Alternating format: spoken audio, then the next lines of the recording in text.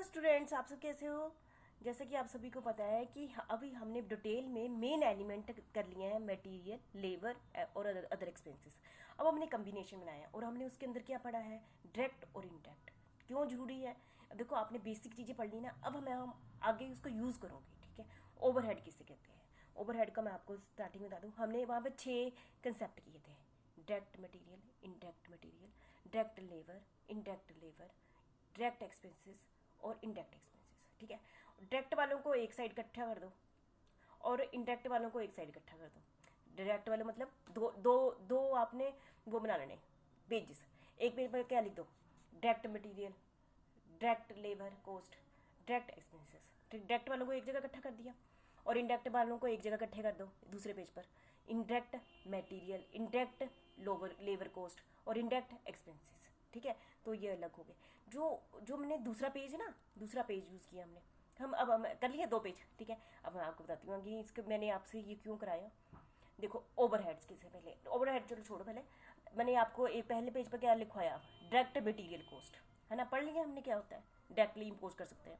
Direct labour cost, हम पता है कि एक चेयर बनाने के लिए इतनी बेजिस इस बंदे को दे दी है, और डायरेक्ट एक्सपेंसेस एक चेयर बनाने को इतने ऊपर वाले खर्चे हो गए हैं इसी चेयर के लिए, बाकी बने हुए हैं। तो जो डायरेक्ट एक पेज पर जो आपने direct direct direct material, labour और अदर एक्सपेंसेस लिखा है, तो इन तीनों को डायरेक्ट को मिला दो तो क्या बन गई, डायरेक्ट कॉस्ट। सीधी बात। तो एक पेज आपका पहला वाला पेज कौन सा हो गया, डायरेक्ट कॉस्ट। आपसे कोई पूछे डायरेक्ट कॉस्ट किसे कहते हैं, आप क्या बोलेगे, direct material, direct labour, direct expenses को हम क्या कहेंगे, कॉस्ट होती ना, तो टोटल कॉस्ट डायरेक्ट कॉस्ट। ठीक है, आपको डेफिनेशन पता चल गई डायरेक्ट कॉस्ट किसे कहते हैं। ठीक है, ऐसे ही हम कहेंगे इंडायरेक्ट, दूसरा पेज मैंने बोला इंडायरेक्ट, इंडायरेक्ट को इकट्ठा कर लो, इंडायरेक्ट मटेरियल, इंडायरेक्ट लेबर और इंडायरेक्ट एक्सपेंसेस। अभी इस वीडियो में मैं आपको समझाऊंगी नहीं कि क्या होते हैं, हमने पिछली वीडियो में डिस्कस कर लिया हुआ है। इंडायरेक्ट को इकट्ठा कर दो, वो क्या बन गई, इंडायरेक्ट कॉस्ट। लेकिन हम कॉस्ट अकाउंटिंग में इंडायरेक्ट कॉस्ट को क्या कहते हैं, ओवरहेड है। पूरा एक बहुत बड़ा टॉपिक है, बहुत चैप्टर भी कह लो, ओवरहेड कहते हैं। ओवरहेड का दूसरा मतलब क्या हुआ, इंडायरेक्ट। मतलब ओवरहेड के अंदर direct material, direct labour, direct expenses नहीं आएंगे। ओवरहेड में हर चीज़ की आएगी, इनडायरेक्ट आएगी। ये आपको पता चल गया ना। यदि आप न्यूमेरिकल भी करेंगे और आपके सामने आ जाए डायरेक्ट चीज़, तो ओवरहेड वाले चैप्टर में ओवरहेड का न्यूमेरिकल करते समय आपने डायरेक्ट चीज़ को देखना ही नहीं है।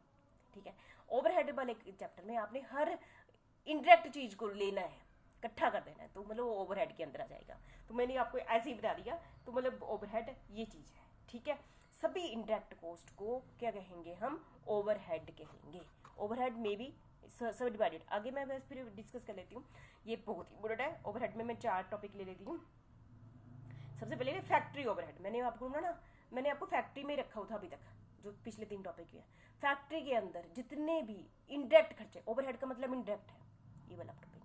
तो इनडायरेक्ट मटेरियल, इनडायरेक्ट लेबर और इनडायरेक्ट एक्सपेंसेस, फैक्ट्री के अंदर जितने भी खर्चे हुए इनडायरेक्ट वाले, वो सारे क्या है, फैक्ट्री ओवरहेड्स। अब हम उसको कहेंगे फैक्ट्री ओवरहेड। जैसे कि फैक्ट्री में हमने क्या किया, गैस की, वेजेस टू स्टोर कीपर, जो कि पूरी फैक्ट्री का एक स्टोर है ना, स्टोर है, उसको स्टोर को मैनेज करता है, स्टोर कीपर है, उसके अब लेबर को देते हैं, वो तो हर टाइप का मटेरियल स्टोर करता है, तो उस वो डायरेक्ट तो नहीं है ही नहीं है, वो इनडायरेक्ट है। तो स्टोर कीपर फैक्ट्री ओवरहेड में आता है। वेजेस ऑफ टाइम कीपर, जितने भी वर्कर अंदर आ रहे हैं फैक्ट्री के अंदर, उनका टाइम नोट करता है, उसको एक लेबर, मतलब कि एक एम्प्लॉई, तो उसको जो वेजेस दी जाती है, क्योंकि इनडायरेक्ट है, क्योंकि वो सभी का ही टाइम नोट कर रहा है ना। सैल्यू फोरमैन, फोरमैन तो सभी को देख रहा है, इसलिए वो कौन सा एक्सपेंसिस हो गया, इनडायरेक्ट। इनडायरेक्ट फैक्ट्री सुपरवाइजर, जो सुपरवाइजर है सारी फैक्ट्री को देख रहा है, इसलिए वो कौन सा एक्सपेंसिस हो गया, इनडायरेक्ट। इनडायरेक्ट लेबर कॉस्ट होगी। फैक्ट्री रेंट, फैक्ट्री का रेंट, पूरी फैक्ट्री का रेंट जा रहा है ना, ये कौन सा होगा, indirect expenses, indirect expenses. Factory rates, insurance, factory का इंश्योरेंस कराया हुआ, ये क्या होगा, indirect expenses. Repair to factory, ये भी कौन सा हो गया, बिल्डिंग का, इनडायरेक्ट। इनडायरेक्ट इंडायरेक्ट इंडायरेक्ट बार बोल रही हूँ। Depreciation of factory plant, factory की मशीनरी ना, मशीनरी बहुत सारी हैं, उनके डेप्रिसिएशन की जो कॉस्ट आती है, वो भी क्या है, इनडायरेक्ट है। डेप्रिसिएशन भी आ गया, देखो ध्यान रखना। तो मतलब कि फैक्ट्री, देखो फैक्ट्री अलग होती है, ऑफिस अलग होता है। ठीक है, आप सभी को पता ना, फैक्ट्री के अंदर जो भी काम हुआ, कौन सा काम, जो इनडायरेक्ट काम हुआ, क्योंकि ओवरहेड का मतलब ही इनडायरेक्ट है।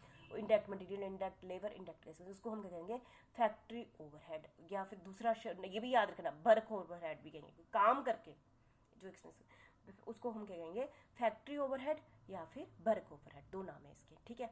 फिर अब हमारा सामान बन गया है ना, फैक्ट्री में बन गया। अब office and administration overhead, office में काम होते हैं ना, ऑफिस वाले ऑर्डर लेते हैं, ऑफिस में बड़े सारे काम होते हैं ना। फैक्ट्री वालों में तो लेबर ने बना दिया, और ऑफिस में बहुत सारे परचेज डिपार्टमेंट भी होगा, सेल डिपार्टमेंट, जहाँ पर ऑर्डर लिए जाते हैं, ठीक है।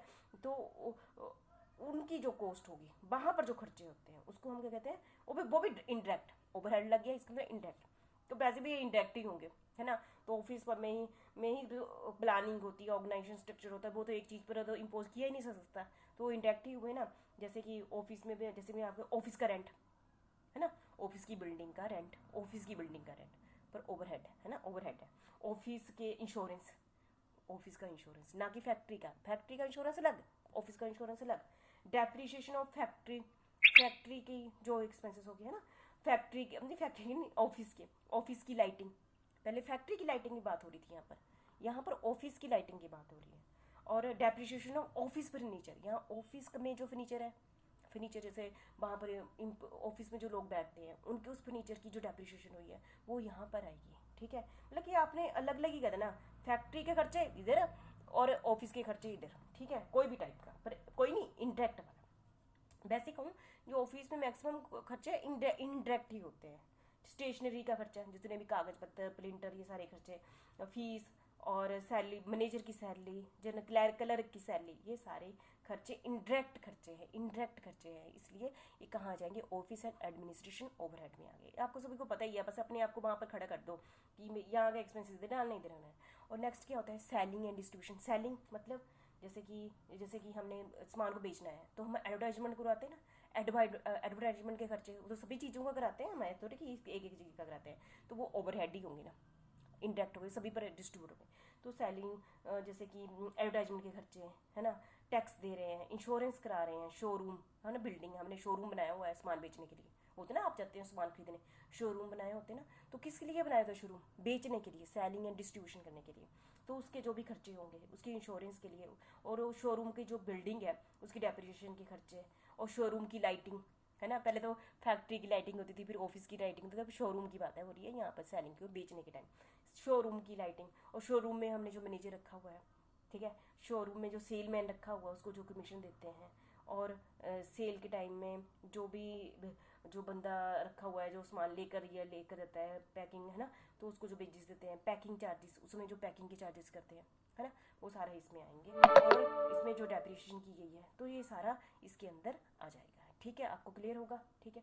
तो सेलिंग एंड डिस्ट्रीब्यूशन, ऐसे ही रिसर्च एंड डेवलपमेंट एक्सपेंसेस भी रिसर्च के लिए है ना, वो भी इसी के अंदर आएंगे। तो मुझे लगता है ओवरहेड आपने इस चीज़ समझ गए होंगे। जितने भी in direct expensive direct cost, जितनी भी इनडायरेक्ट कॉस्ट है उसको इनडायरेक्ट कॉस्ट कैसे कहते हैं, है ना। और सभी को दूसरा शब्द ओवरहेड है, ओवरहेड आपको पता चल गया क्या होता है। तो मुझे लगता है कि आप सारे समझ गए होंगे, क्योंकि बहुत ही इंपॉर्टेंट टॉपिक है, इसको आपने अच्छे से कर लेना, ठीक है। Thank you very much.